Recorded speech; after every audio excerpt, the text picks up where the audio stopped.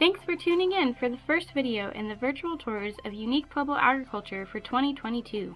These videos take you on a virtual experience in local Pueblo agriculture businesses that make our community diverse and valuable.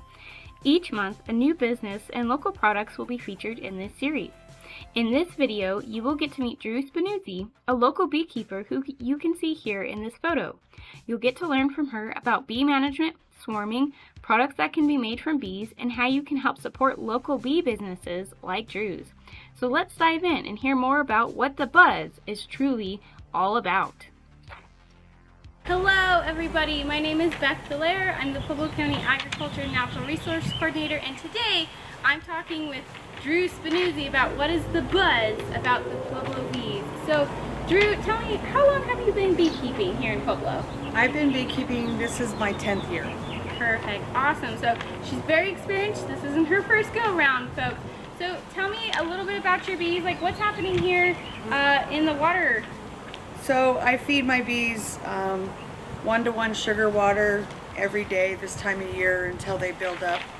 And I just pour a little bit over the rocks so that the bees have something to land on. Because they will drown if they just land on just plain water. So I do it every day. Awesome. And I know recently there was an article in the Chieftain out in April about the swarm commander. Now, was that you in the Chieftain? Yes, it was. Okay. So tell us a little bit about swarming, and like, would you consider this to be a swarm right now? Absolutely not. These bees are just feeding. It is high time for swarms. This time of year we get 4 to 6 calls a day. Some of them still flying, some of them landing. What it is the queen decides in the hive that they go, if they need to find a new home. You have foragers and other bees out scouting for a new home before they leave the hive, and when they decide to go, there is no changing that queen's mind. They will swarm no matter what. Best thing you can do is possibly put that queen in a different box with fewer bees, and if you lose that swarm, then you won't lose the whole entire hive. That's some precautions. Well, it is a natural occurrence. It happens with all of them, and we just try to collect these swarms. So people will call us. We dispatch professional beekeepers out to collect the swarms and give them a safe home. Perfect. When working with bees, you can collect 6 hive products from them. The first one people automatically think of is honey. There are many local beekeepers in Pueblo who sell local honey in various sizes. Be sure to check them all out. The second is pollen, which the bees collect from plants. You'll notice yellow clumps collected on the legs of bees who have pollen on them. We even have a cool video to show you of one bee collecting pollen from Drew's yard and going back into the hive. See if you can spot it in the upcoming segments. Third is royal jelly, which is a substance made by bees to feed the queen and their young. It has several health benefits for humans in treating various ailments such as hay fever, asthma, high cholesterol, and many others. Fourth is beeswax, which is popular for making candles and is an ingredient in artist materials, in leather, and in wood polishes. Number 5 is propolis, or bee glue, which is a sticky mix of bee saliva and beeswax that the bees use as a sealant in the hive to keep it closed and secure. People use it to make various health items such as wound healing creams and ointments for burn treatments. The final product collected is bee venom, which is used in alternative medicine, which is called apitherapy. The most well-documented use with bee venom is its use as an anti-inflammatory. According to the U.S. Department of Agriculture's National Agriculture Statistics Service, honeybees made 126 million pounds of honey in 2021, with the cost of honey listed as $2.54 per pound on average. That's a value of a little over $321 million. After honey, beeswax is the second most important hive product from an economic standpoint. The beeswax trade dates back to ancient Greece, in Rome, and in medieval Europe. The subsistence was a unit of trade for taxes and other purposes. We also can't forget the important work bees do as pollinators. They pollinate about 1/3 of the food we eat, such as apples, melons, cranberries, pumpkins, squash, almonds, and many others. When honeybees are looked at in financial terms of the agriculture industry, it was found that they add 10 to 20 times the total value of honey and beeswax, which comes out to around 20 million annually with doing just the work of pollination. When looking to sell any edible bee products, you need to be aware of the Colorado Cottage Food Act. The law applies to those honey operations and other edible bee products that are processed in home kitchens that only sell directly to the consumer and have net sales of $10,000 or less per type of item sold. The Colorado Cottage Food Act requires a producer must take a food safety course that includes basic food handling training, is comparable to or is a course given by the Colorado State University Extension Service or a state, county, or district public health agency, and must maintain a status of good standing in accordance with the course requirements, including attending any additional classes if necessary. Trainings that CSU Extension offers include face-to-face as well as online classes, varying in length and cost. For additional information on this training and to know how to sign up, you can call the Pueblo County Extension office at 719-583-6566 and ask to talk to the Family and Consumer Science Agent, Laura Griffin. Alright, so now we're going to be talking about Drew's Bees, which is her business, and how she sells all of her locally produced bee products here in Pueblo County. So, Drew, tell me, how long have you been in business? Actually, I just started messing around with it about 3 or 4 years ago because of what the bees produce. I just thought I would use some benefits off of it.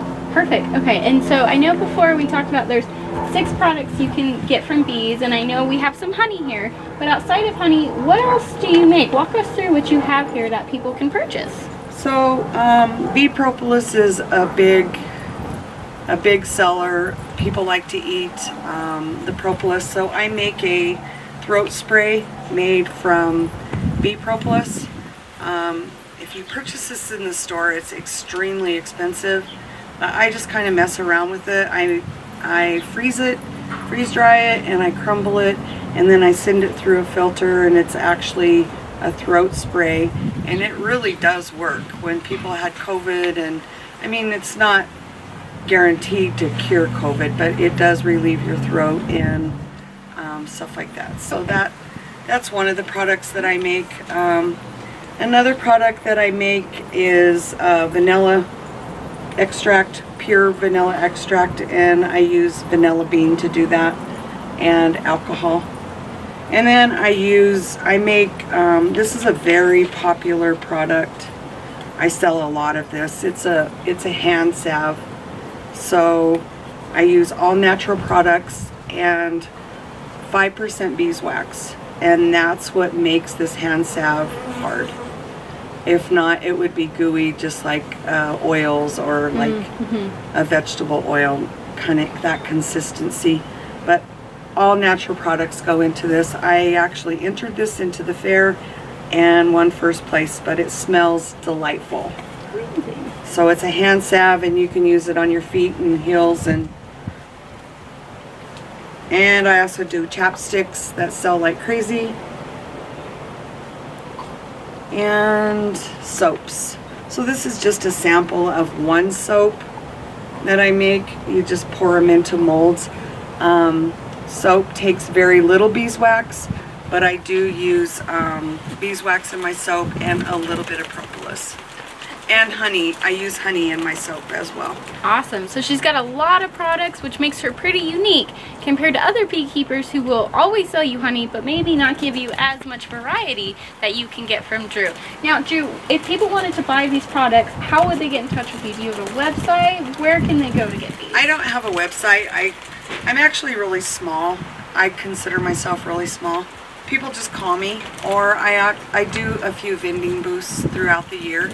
So my number is on all of my products, so once they get a taste of this delightful honey, they always call me. They're always golden. And I deliver it to them, or they come and pick it up from me for my house. Perfect. So You guys heard it first. You know how to get a hold of Drew. I'll make sure you have that information both in the comment section above this video, and then again at the end of it you'll be able to get a screenshot of some of her products along with how to contact her. So with that, Drew, can they get all of this from you year-round? Is it seasonal? Talk to us about how often they can get stuff from you. Well, I do have honey year-round. I have very little left at this point, but I do like to keep it on hand. September is harvest time.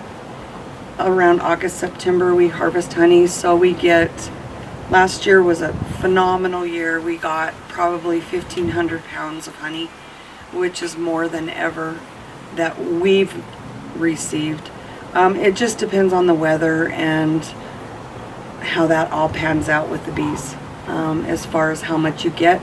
But I do have all of these products in stock year-round. Perfect.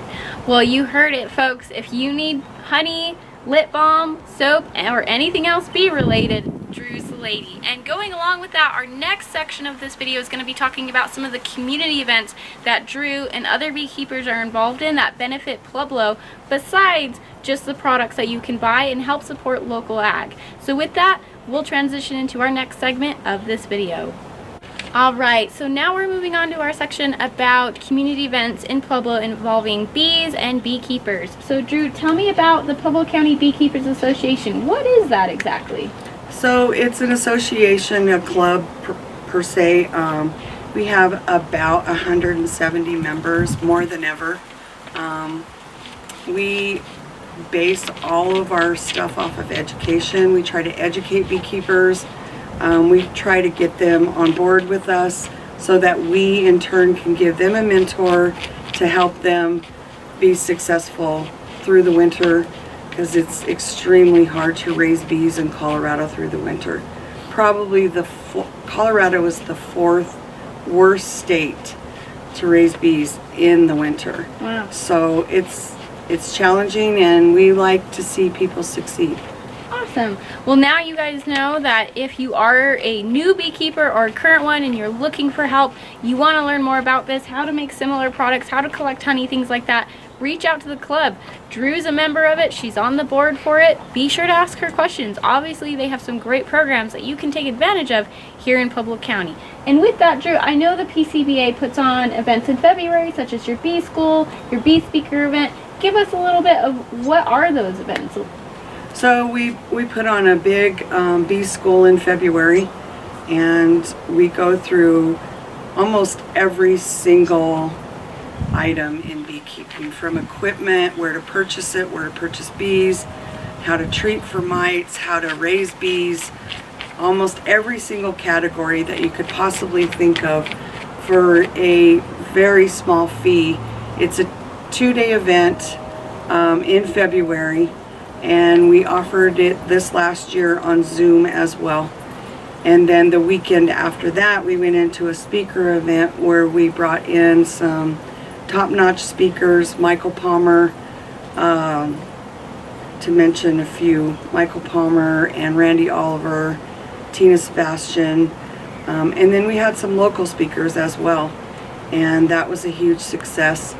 And in addition to that, we brought vendors in that sold health products, honey, and other products. We tried to keep it to a natural product line throughout, but bee equipment, of course, bees, and it was a huge success. And that is the following weekend, the last weekend in February for the most part.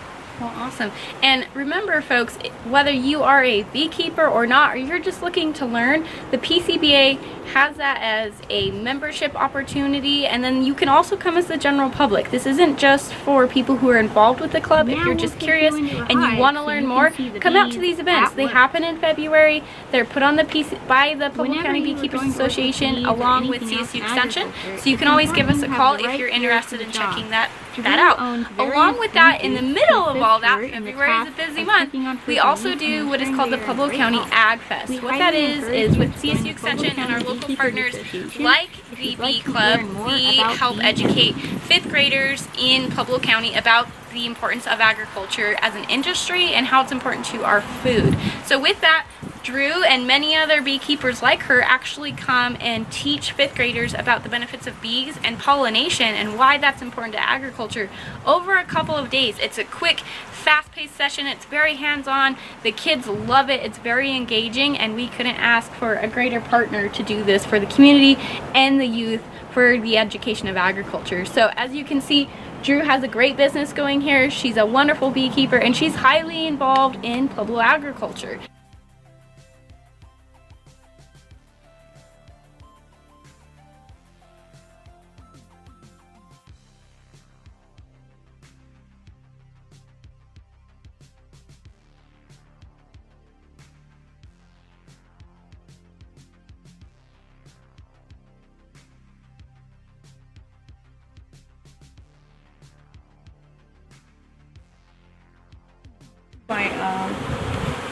I call this my mother hive. I've had this hive since I was first started. Of course, I've requeened it, but they're very gentle Italian honeybees, and like one of my favorite hives.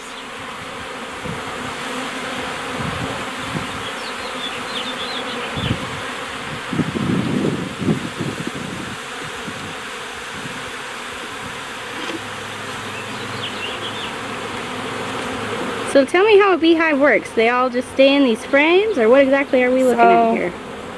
This is a 10-frame hive. There's 10 frames in each hive, and typically when all 10 frames are full of bees, which they are, you add another box. As you can see, there's 2 boxes on here. So this is completely full of bees. I normally run 2 deeps like this, and then I start with my honey supers. Honey super is a little bit shallower, more shallow than this deep.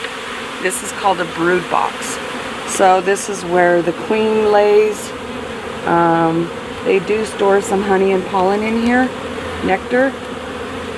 And as you're doing this, you want to start with the outer frame to give yourself room. Typically, the queen is not on the outer frame, but sometimes she is. So you have to be very, very careful.